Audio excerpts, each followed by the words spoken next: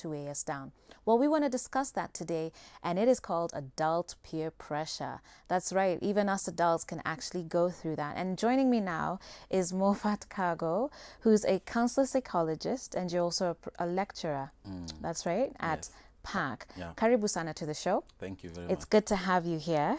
Pleasure. So now, adult peer pressure. We have this conception that it's something that, teenagers and preteens go through. But in your experience, are you seeing a lot of adults coming and saying, Bana, I'm under peer pressure? Thank you very much, Joyce.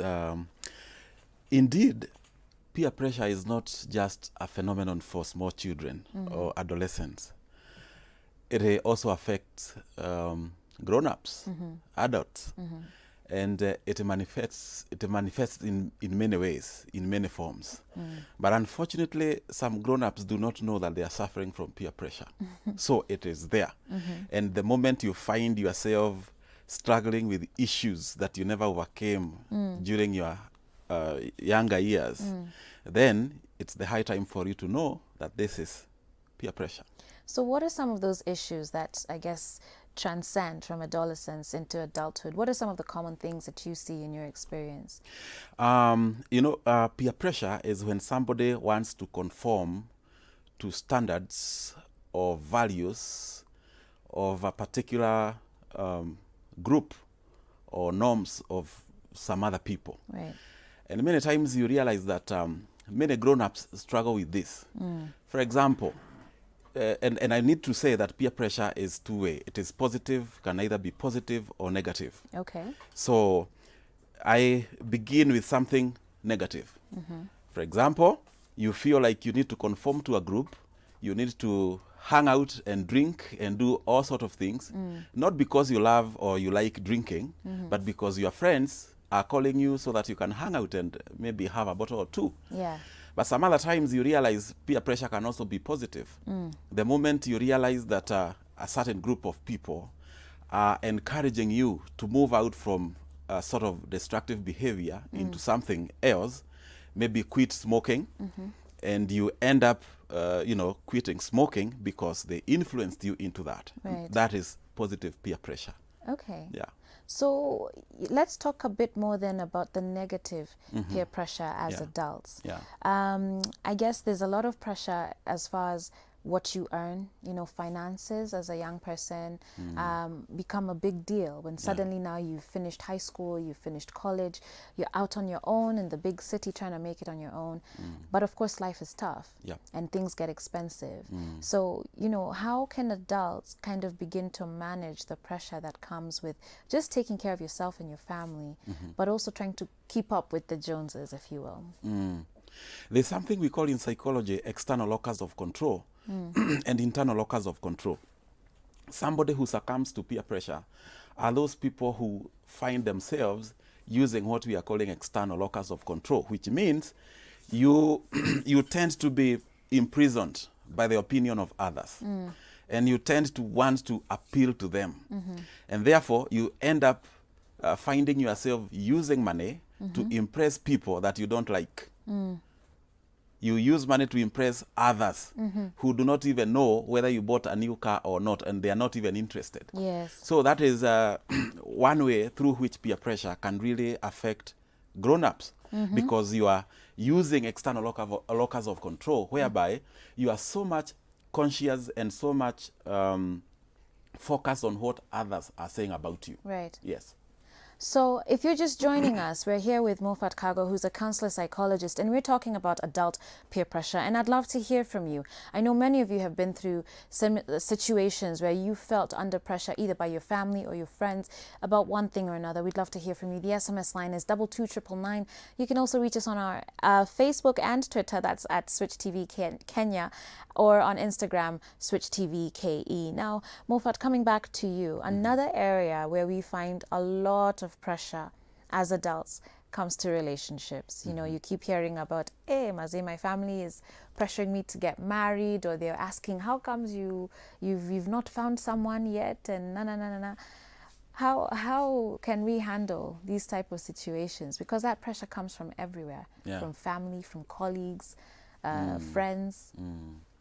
Now, in such a situation, I will refer you back to what I have just said, external locus of control and internal locus of control. For someone who is likely, who is able to overcome that pressure Yes. from parents, from the society, from the media, because even the media has packaged, Sure. Lifestyle that, this is the ideal way of living. This is the car you ought to be driving. This is the fashion you need to keep up with.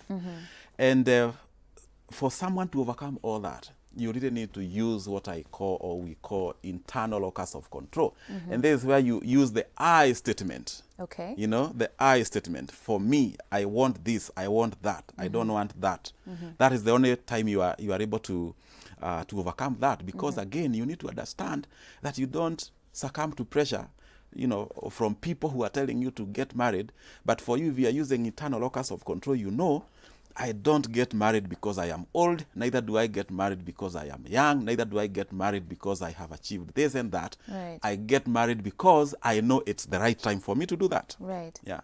What are some additional tips then you would give us to kind of strengthen, I guess, that internal locus of control? Yes. So you've talked about an I statement.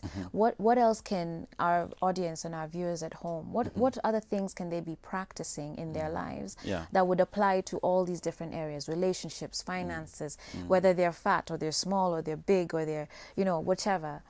What other tips or practical tools would you give? The first thing I would say is that people need to really focus on their core values. If you grew up in a family and they instructed you in the positive ways, they told you, you don't do this, you don't do that. In other words, they took part in bringing out or instilling values in you. Yes. The best thing is to adhere and to really focus on those core values that you as a person, that I cannot do this, I cannot do A, B, C, D, because this is what I hold as my values. Right. Number two is that you also need to expose yourself to people who sort of validate what you do. Right. People who would want to support you, to support your values, to support, and people who are going to lead you in a manner that is not going to make you drift from your core values. You need to have people from all ages. And more so, I like also to say that it is important for such a person to make friends with the people who have, who are ahead of them, people who are able to guide them. In other words, mentors, having somebody who can mentor you in the positive way. Yes. In your experience, have you found that either men or women, who do you end up seeing most? Is it men or is it women? And maybe you can talk a bit about some of the different areas that men are really challenged by or that women are really challenged by.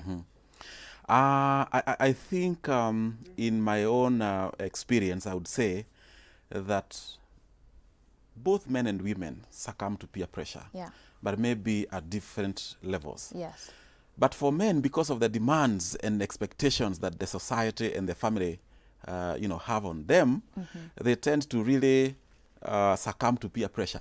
Like, for example, when we are dealing with the menace of corruption today, research has it that the middle class, people who are in their 40s, people who are beginning to shape their lives, are the ones who are really into that issue. Yes. Because they are saying that the end justifies the means. Right. And therefore, once they are given a government position or a public office, it is their moment to steal so that they can conform to what the society has packaged as the ideal man or ideal head of the family or society.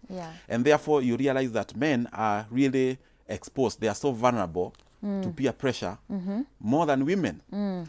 But again, at the same time, we are living at a time whereby women have also been so much empowered. They need to be. They are getting they are saying that what a man can do, a woman can do better. And therefore, you realize which that is true in some instances. To some extent, you realize that once you join your friends and you begin to discuss ABCD, then they put a lot of pressure. I have had cases whereby wives are telling the husband or the husband that you are too slow for life. And the question is, where have you gotten that from? Now, I have a question here for you. We have a viewer who's texted in and they've said, "Hi, I am pressured by my boyfriend that we should have sex, and I was just a high school leaver, and he wants me to have kids as early as now. And I'm just 19 years old, and I am slowly losing myself. Please help me." What would you tell this dear viewer? I know according to the Kenyan constitution, another age is somebody who is 18 and below.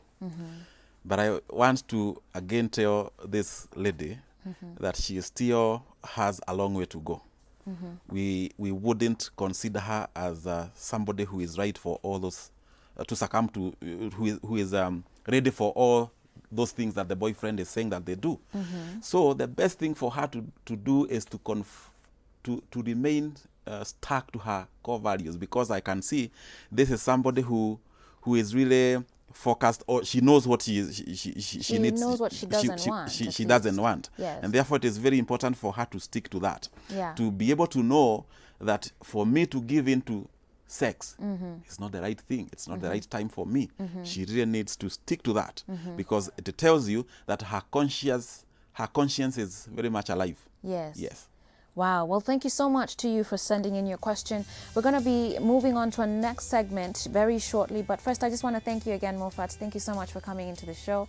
We appreciate your insights. Adult peer pressure, as Moffat has said, remember your core values, remember who you are, and stick to that. Do not bow down to external pressure. Look internally and see your strength. We're going to be back very shortly after this small break. Keep it locked right here on Full Circle with Joyce.